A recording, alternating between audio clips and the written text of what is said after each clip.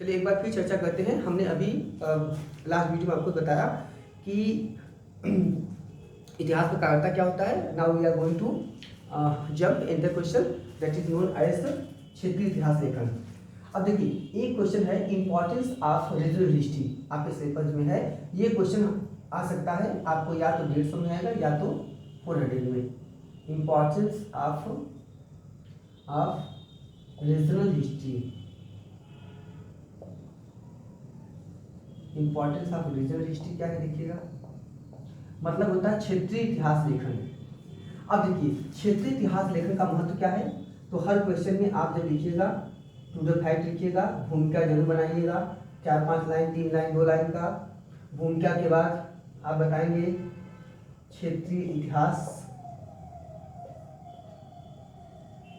क्षेत्रीय इतिहास का स्वरूप क्या है, क्षेत्रीय इतिहास का स्वरूप। तीसरा बनाएंगे आप क्षेत्रीय इतिहास, क्षेत्रीय इतिहास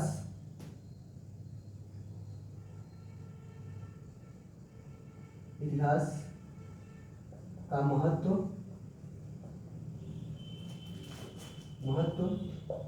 दूसरा क्षेत्रीय इतिहास लेखन की कमियां या आलोचनाएं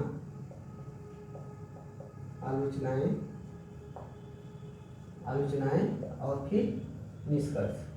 तो दिमाग में एक आपकी सेटअप रहेगा कि हमको किन की टॉपिक्स पे क्या क्या लिखना है। चलिए चर्चा करते हैं कि इतिहास लेखन एक महत्वपूर्ण प्रक्रिया है और जो अनेक ऐतिहासिक शोधों, अनुसंधान, वैचारिक आयाम आदि के माध्यम से निरंतर विकसित हो रहा है। इतिहास का स्वरूप चूँकि व्याख्यात्मक होता है और चयनात्मक होता है, इसीलिए अनेक ऐतिहासिक विषयों पर समय समय पर अलग अलग प्रकार की व्याख्याएं आती रहती हैं, प्रस्तुत होती रहती हैं, जिसमें चाहे वह मार्क्सवादी दृष्टिकोण हो, चाहे सबवर्टन दृष्टिकोण हो, चाहे उत्तराधिकारवादी दृष्टिकोण हो जिसे कहते हैं पोस्ट मॉडर्निज्म, चाहे आपका कैम्ब्रिज स्कूल ऑफ थॉट हो, चाहे फ्रैंकफर्ट स्कूल ऑफ थॉट हो। हाँ, तो बहुत सारी विधाओं का अलग अलग समय पे विकास होता रहा है इतिहास लेखन में। उसी प्रवृत्ति में इतिहास लेखन की एक अन्य पद्धति है जिसे आप कहते हैं क्षेत्रीय इतिहास लेखन या इतिहास लेखन की क्षेत्रवादी दृष्टिकोण। ठीक है, भूमिका हो गई। अब क्षेत्रीय इतिहास लेखन का स्वरूप क्या होता है। क्षेत्रीय इतिहास लेखन का तात्पर्य होता है इतिहास लेखन में जब विभिन्न क्षेत्रों को स्वतंत्र रूप से अलग अलग उनकी विशेषताओं के आधार पे, उनकी उपलब्धियों के आधार पर, उनके रीजनल जो वैल्यूज़ होते हैं, जो उनके क्षेत्रीय मूल्य होते हैं, उनके आधार पर अगर उसकी व्याख्या किया जाए तो वह क्षेत्रीय दृष्टिकोण कहलाता है। तो क्षेत्रीय दृष्टिकोण में जैसे बुंदेलखंड का इतिहास, जैसे उत्तर प्रदेश का इतिहास, जैसे पूर्वांचल का इतिहास, जैसे बघेलखंड का इतिहास, जैसे महोबा का इतिहास, हाँ, जैसे आपका पूर्वोत्तर का इतिहास, जैसे आपका राजस्थान का इतिहास, जैसे आपका उत्तर पश्चिमी इतिहास, जैसे आपका मध्य एशियाई इतिहास, जो किसी विशेष क्षेत्र को उल्लेखित करे उसे कहते हैं क्षेत्रीय इतिहास लेखन। तो वर्तमान समय में जब इतिहास लेखन में कई नए दृष्टिकोण का विकास हुआ है तो उसी में एक दृष्टिकोण है क्षेत्रीय इतिहास लेखन। अब देखते हैं कि अलग अलग जगहों का इतिहास जो होता है वह क्षेत्रीय कहलाता है। अब इस क्षेत्रीय इतिहास लेखन के लाभ क्या है, महत्व क्या है, भाई क्षेत्रीय इतिहास लेखन लिखने का क्या फायदा है। ठीक है, क्योंकि आपको पता है कि प्रारंभ में क्या होता था, इसका महत्व या लाभ क्या है, इस टॉपिक पे जाइए, मेन टॉपिक है आपका। तो पहला देखिए क्षेत्रीय इतिहास लेखन का सबसे बड़ा क्या लाभ होता है, क्या महत्व होता है, इसकी जरूरत क्या पड़ी। तो वास्तव में क्षेत्रीय इतिहास लेखन की आवश्यकता ये पड़ी कि जब विभिन्न देशों में सामान्यतः जब राष्ट्रीय इतिहास लिखा गया या पूरे देश का एक समग्रवादी इतिहास लिखा गया तो उसमें क्या हुआ कि उस इतिहास लेखन में अनेक जो क्षेत्र ऐसे रहे हैं जिनका योगदान रहा हो, अनेक ऐसे क्षेत्र जिनकी उपलब्धियां बहुत रही हो, लेकिन फिर भी उनको इतिहास लेखन में उचित स्थान नहीं मिल पाता था। और चाहे राष्ट्रीय घटनाएं हों, चाहे आपके व्यापार वाणिज्य की उन्नति का प्रश्न रहा हो, चाहे वह संस्कृति के निर्माण में उनके योगदान की बात रही हो, हाँ, चाहे वह सामाजिक परिवर्तन में उनकी क्रांतिकारी भूमिका रही हो, तो उन भूमिकाओं के साथ उचित रूप से न्याय नहीं किया सकता था और इतिहास लेखन में उनकी योग्यता के अनुरूप, उनके चरित्र के अनुरूप उन्हें इतिहास लेखन में स्थान नहीं दिया जा रहा था। तो उस कमी को पूरा करने के लिए क्षेत्रीय इतिहास लेखन की शुरुआत की गई। तो इसका सबसे बड़ा महत्व यही है कि क्षेत्र विशेष, पहला इसका महत्व आपका है कि जो क्षेत्र विशेष का समग्र अध्ययन, इसमें क्या होता है, किसी भी क्षेत्र विशेष का समग्र अध्ययन हो जाता है। तो ये सबसे बड़ी विशेषता ये होती है।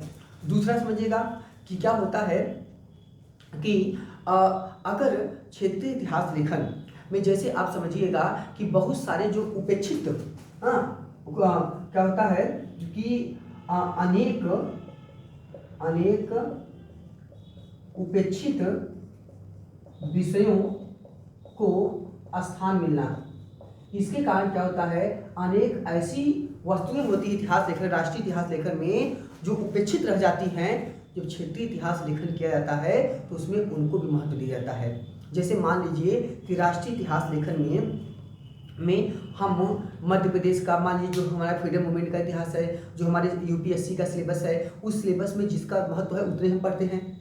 लेकिन जैसे अभी एमपी का इतिहास है, एमपी का जब असिस्टेंट प्रोफेसर का एग्जाम देंगे तो वहाँ पे वो डीपली पूछता है। यूपी का इतिहास है तो यूपी में ज़्यादा पूछेगा। राजस्थान का इतिहास जो है इतना ज़्यादा लिखा गया है, पढ़ा गया है राजस्थान में, उतना अन्य जगह पे नहीं है, तो उतना राष्ट्रीय इतिहास में नहीं महत्व दिया गया है। तो मतलब है कि वो क्या हो जाएगा कि यहाँ पर आपको उनकी बहुत सारी ऐसी चीज़ों को भी जानकारी होगी जिन्हें कभी लिखा पढ़ा नहीं गया।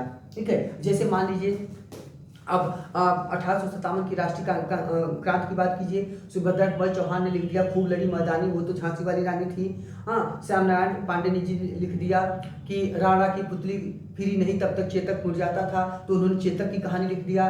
किसी ने भूखे फालक कहानी लिख दिया, सिकंदर के घोड़े की।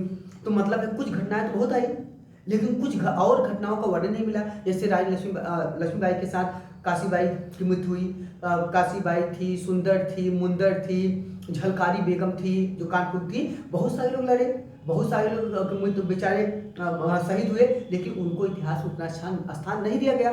तो जब क्षेत्रीय इतिहास लेखन किया जाएगा तो इनको जो उपेक्षित विषय रह गए हैं, जिनके साथ न्याय नहीं हो पाया है, उनको भी इतिहास में उचित स्थान मिलेगा। ठीक है, तो एक प्रकार से इतिहास की जो माइक्रो हिस्ट्री होती है, हाँ, सूक्ष्म इतिहास लेखन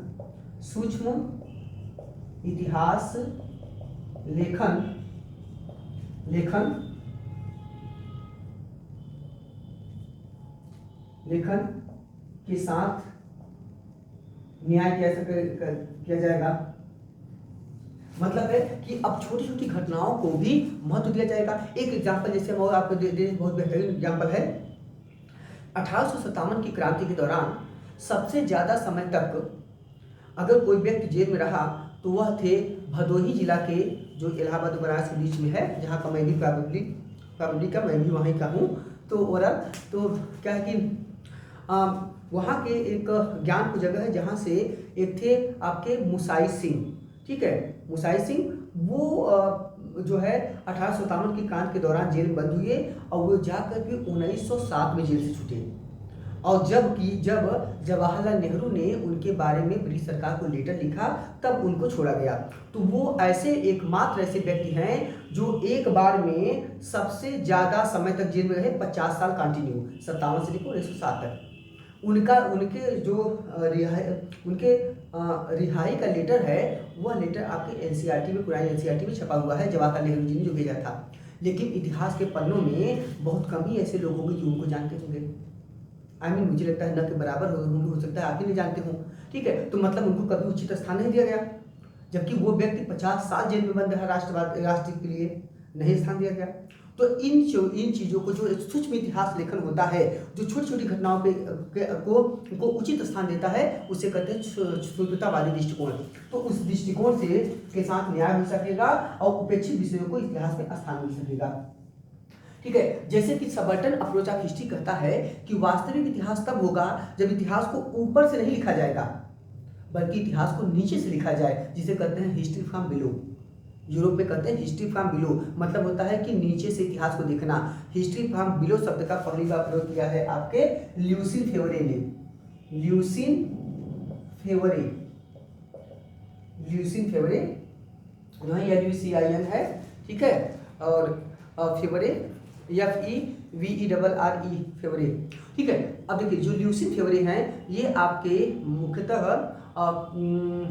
मुख्यतः ये जो है आपके कैम्ब्रिज स्कूल ऑफ थॉट के महत्वपूर्ण इतिहासकार हैं, और ठीक है, और सॉरी ल्यूसिन फेवरे उसके हैं एनएस स्कूल ऑफ थॉट के, अनिल सिल कैम्ब्रिज के हैं, एनएस स्कूल ऑफ थॉट के महत्वपूर्ण विचारक हैं। ये भी यूजीसी क्वेश्चन पूछता है। ल्यूसिन फेवरे ने हिस्ट्री फ्रॉम बिलो शब्द का प्रयोग किया, नीचे से इतिहास को देखना, इसे कहते हैं हिस्ट्री फ्रॉम बिलो।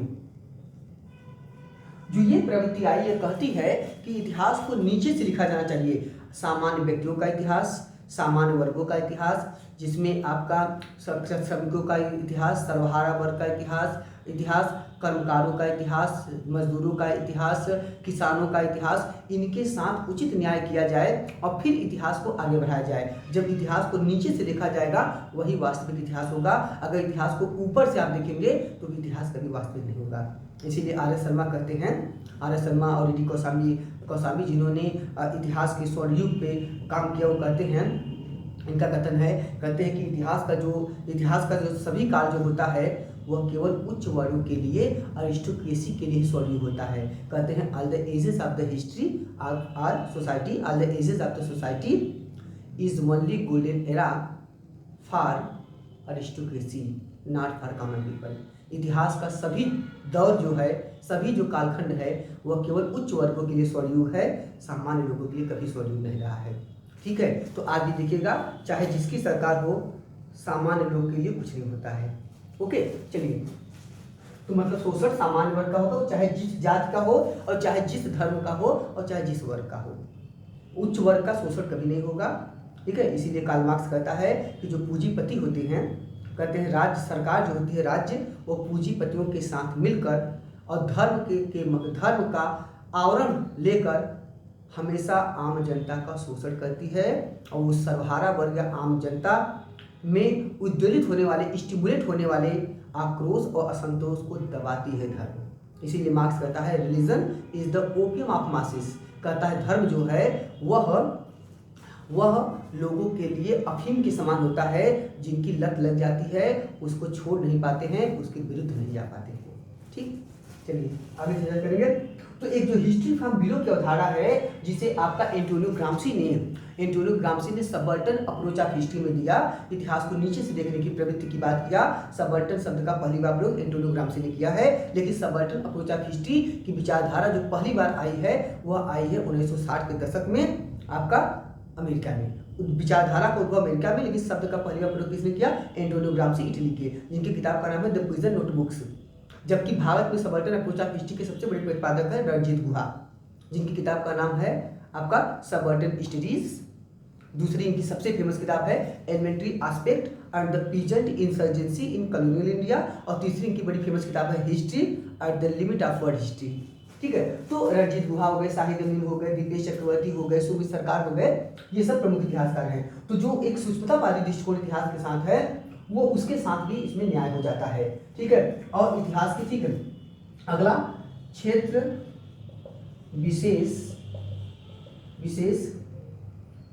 विशेष की उपलब्धियों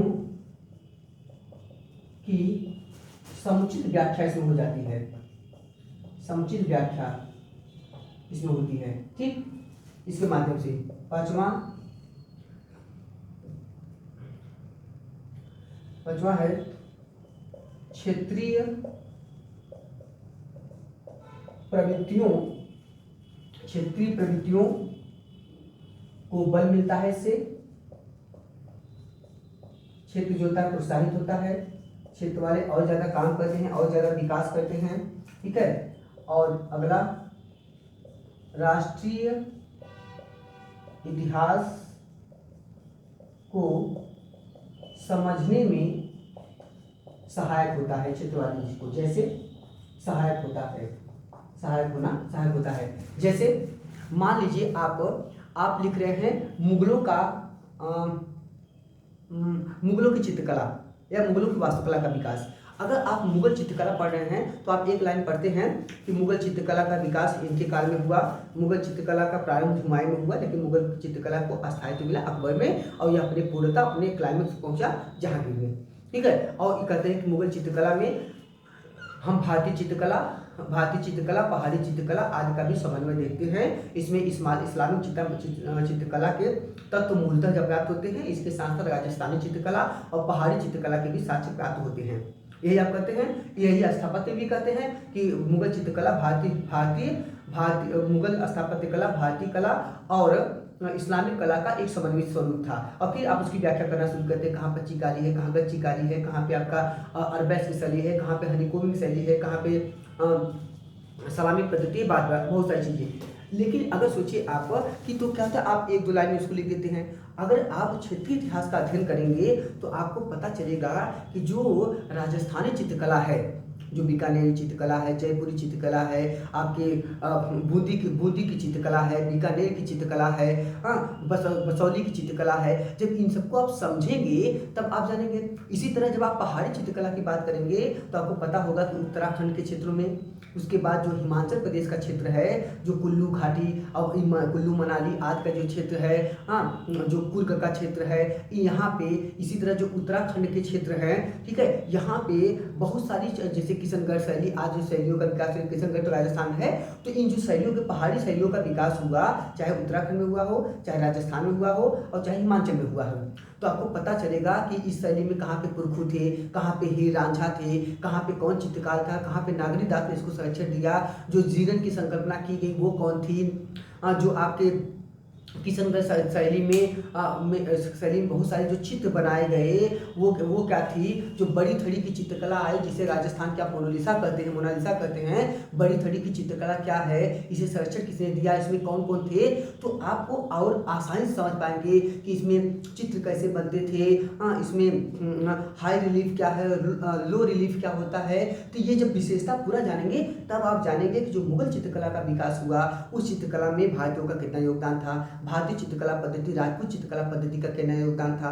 आप अभी पढ़ते हैं किताबों में कि पच्चीकारी पद्धति जो है वो पहली बार हमको ताजमहल मिलता है, जबकि आपको पता होना चाहिए कि पच्चीकारी जो है वो सबसे पहली बार उदयपुर के गोलमंडल में मिलता है। उदयपुर का गोलमंडल राजपूतों की कला थी, तो राजपूत शैली यह मुख्यतः है। ठीक है, तो रौजा शैली क्या है, रौजा ताजमहल की शैली में बना क्या है, तो मतलब उसको और आसानी से समझ सकते हैं अगर आप क्षेत्रीय इतिहास लेखन को समझ लेते हैं। तो मतलब क्षेत्रीय इतिहास लेखन इसमें एक बहुत बड़ा मापदंड होता है, फायदेमंद हो सकता है, तो उसमें कई बहुत सारी उपलब्धियां, कई सारी विशेषता होती हैं। ठीक है, अब आते हैं इसकी क्या कमियां हो सकती हैं। अब देखिए क्षेत्रीय इतिहास लेखन की अगर कमियों की बात करें, इसकी आलोचना भी कुछ करते हैं, 2-4 150 वर्ड में आ सकता है, 400 भी कभी कभी आ सकता है, ढेर सारी व्याख्या करना पड़ेगा इसकी। देखिए क्षेत्रीय इतिहास लेखन की सबसे बड़ी कमी ये होती है कि क्षेत्रीय इतिहास लेखन अगर अतिवादी हो जाए, अगर इसमें अतिवादी दृष्टिकोण आ जाए तो ये सबसे बड़ी बाधा होती है। ठीक है, अतिवादिता। तो अगर क्या होता है कि अगर आप एक ही अपने क्षेत्र विशेष को ही प्रोत्साहित करना शुरू कर दीजिए, अपने क्षेत्र विशेष की उपलब्धियों को ही बढ़ा चढ़ा के पेश करना शुरू कर दीजिए, अपने क्षेत्र को महत्व दीजिए और दूसरे क्षेत्र को गिराना शुरू कर दीजिए। राष्ट्रीय संघर्ष में राजस्थान वालों ने सबसे ज़्यादा योगदान दिया, हाँ, और आप कह दीजिए कि पुनर्जागरण आंदोलन में सबसे ज़्यादा योगदान बंगाल का था। बंगाल में क्योंकि टैगोर जी हुए थे, बंगाल में ये हुआ, बंगाल वाले बांग्लादेश का उन्होंने राष्ट्रगान लिखा, अपने देश का राष्ट्रगान लिखा, और यहाँ पे राजा राम मोहन राय हुए, बड़े बड़े विद्वान हुए, यहाँ पे अंग्रेज आए, यहाँ पे बहुत सारा धन समृद्धि थी, तो पूरा योगदान आप ले लीजिए। तो इससे क्या हो जाएगा, अगर ऐसे ही अलग अलग क्षेत्र विशेष का इतिहास लिखा जाएगा और उसमें अगर अतिवादी स्वरूप आ जाएगा तो इससे राष्ट्रीय चरित्र प्रभावित होगा। तो अतिवादिता जो होती है ये सबसे बड़ी घातक होती है। तो अतिवादिता ना आए, हाँ, अतिवादिता अगर आएगी तो वो अनावश्यक जो है वह नकारात्मक प्रवृत्ति को बढ़ावा देगी। ठीक है, तो इससे एक प्रकार से नकारात्मकता को बल मिलेगा। इन सब की व्याख्या कर लीजिएगा। ठीक है, तो नकारात्मकता को इससे बल मिलेगा, ये बहुत बड़ी जो आपको हो जाएगी। ठीक है, इसके बाद क्या हो जाएगी, क्षेत्रों में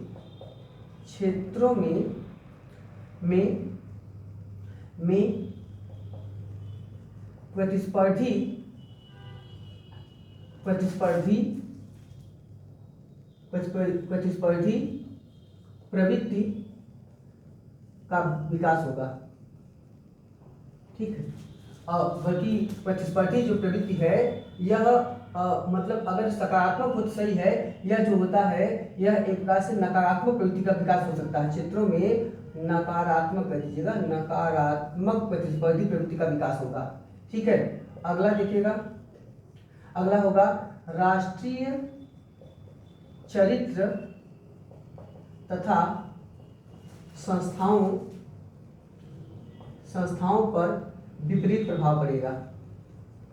क्यों? क्योंकि अगर आप अपने अपने क्षेत्र को बढ़ाना शुरू कर देंगे, उसको एक्सटोल करना शुरू कर देंगे, तो इससे राष्ट्रीय चरित्र जो हमारे होगा, हमारे देश का जो स्वरूप होगा वह कमजोर होगा। हमारी जो राष्ट्रीय संस्थाएं होंगी जो पूरे राष्ट्र को एक साथ लेकर चलती हैं वह कमजोर होंगी। क्षेत्र विशेष में अनावश्यक प्रतिस्पर्धा बढ़ेगी, क्षेत्र विशेष में जो है नकारात्मकता की प्रवृत्ति आएगी जो हमारे लिए नुकसानदायक हो सकता है। ठीक है, तो मतलब ये है कि हमको ये कुछ आलोचना होगी कि हमको इस प्रवृत्ति से बचना चाहिए। अब आइए निष्कर्ष क्या हो सकता है, निष्कर्ष क्या हो सकता है समझिएगा। और इसका मतलब ये हो गया कि इसके कुछ लाभ हैं तो कुछ इसके नुकसान भी हैं। तो फिर क्या किया जाए, वास्तव में क्या इसकी आवश्यकता नहीं है, लेकिन आवश्यकता है, क्योंकि इतिहास जितना भी अलग अलग दृष्टिकोण से, इतिहास जितने भी उपेक्षित पक्षों को लेकर लिखा जाएगा, जितने भी छोटी छोटी चीज़ों को इतिहास लेखन में महत्व देकर लिखा जाएगा, वह इतिहास और ज़्यादा अच्छा होगा। उसमें सभी वर्गों आदि का उसमें रिप्रेजेंटेशन प्रतिनिधित्व होगा, तो वह इतिहास और अच्छा वास्तविक होगा, उसे समझने में और आसानी होगी। ठीक है, इसीलिए इसके लेखन से इनकार नहीं कह सकता है। बस इसके लेखन के समय कुछ चीज़ों का पालन करना चाहिए। एक तो सबसे बड़ा पालन करना चाहिए कि हमें क्षेत्रीय इतिहास लेखन के समय हमारे अंदर नकारात्मकता ना आने पाए, पहली बात। दूसरी बात, हमें जाति, धर्म, सांप्रदायिकता और क्षेत्रवादी दृष्टिकोण से ऊपर उठ के इतिहास लिखना चाहिए।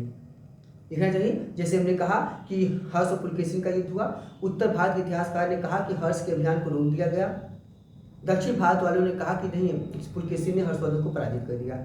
जबकि हिस्टोरिकल सोर्स कर रहा है, वेंसांग ने सियुकी में लिखता है कि कहता है कि पंच भारत को जीतने के बाद मोहोलच महाराष्ट्र, ठीक है समझिएगा, पंच भारत को जीतने के बाद शिलादित्य माने हर्षवर्धन ने मोहोलच माने महाराष्ट्र के शासक पुलकेशिन द्वितीय पे आक्रमण किया, लेकिन उसके अभियान को रोक दिया गया। ठीक है, आगे कुछ नहीं लिखता है, आगे समझिएगा, मान लो उसका दरबारी ही नहीं लिखा। आगे देखिएगा, फिर पुलकेशिन द्वितीय का जो अभिलेख है, एहोल अभिलेख, जो दक्षिण ब्राह्मी में लिखा गया है, जिसे रबकीत ने लिखा है, और रबकीत इसे कहता है प्रशस्त ग्रंथ।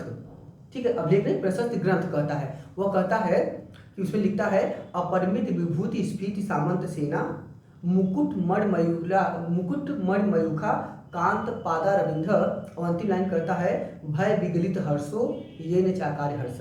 कहता है कि हर्षवर्धन ने अनेक विभूतियों के साथ सामंतों की बड़ी सेना लेकर, ठीक है, हाँ, गज सेना लेकर आज के साथ पुलकेशिन पे आक्रमण किया, लेकिन कहता है कि युद्ध में भय से हर्षवर्धन का हर्ष गायब हो गया, हर्ष का हर्ष गायब हो गया। लेकिन कहीं ये तो नहीं लिखा था हर्ष बुद्ध पराजित हो गया, कहीं लिखा नहीं ना। तो अगर जीतता तो निश्चित तौर से वो भी बात लिखता। तो हो सकता है कि दोनों, मतलब उसने आक्रमण किया, उसके अभियान को रोक दिया गया और दोनों के बीच में नर्मदा नदी सीमा मान ली गई। तो हो सकता है कि अगर किसी ने आक्रमण किया और उसका अभियान जो है वहाँ पर उतना पूरी तरह सफल नहीं, रोक दिया गया, तो इसका मतलब ये नहीं पराजित हो गया। अभियान रोकने का मतलब हो गया कि उसके आगे वह सफल नहीं हुआ, नहीं जा पाया। तो कुछ दूर गया, वहाँ के बाद दोनों की सीमा मान ली गई, दोनों टक्कर हुआ, दोनों योद्धा बराबर आ गए, चले आए वापस आ गए, टाई मैच की तरफ हो गया। जैसे आईपीएल में टाई होता है ना मैच, क्रिकेट में होता है टाई, तो टाई मैच हो गया। तो ठीक है, तो अब टाई मैच में आप ये नहीं कर सकते ना, नहीं ये रन ज़्यादा बनाए थे तो इनकी संभावना बहुत ज़्यादा थी, इसलिए इनको लिखा जाए कि संभावित जीत की ओर अग्रसर थे। ठीक है, तो मतलब कुल मिला के यही है। और तो हमको इन प्रवृत्तियों से बचना चाहिए। दूसरी बात, राष्ट्रीय जब भी आप क्षेत्रीय इतिहास लेखन कीजिए। सबसे बड़ा सलाह ये है कि उस क्षेत्रीय इतिहास लेखन को लिखते समय आप उसे राष्ट्रीय इतिहास लेखन के प्रारंभिक सोपान के रूप में लिखिए और उसे ऐसा लिखिए कि वह राष्ट्रवादी इतिहास लेखन का एक आधार प्रस्तुत करे, आधार बने, न कि राष्ट्रवाद से ऊपर पहुंच जाए।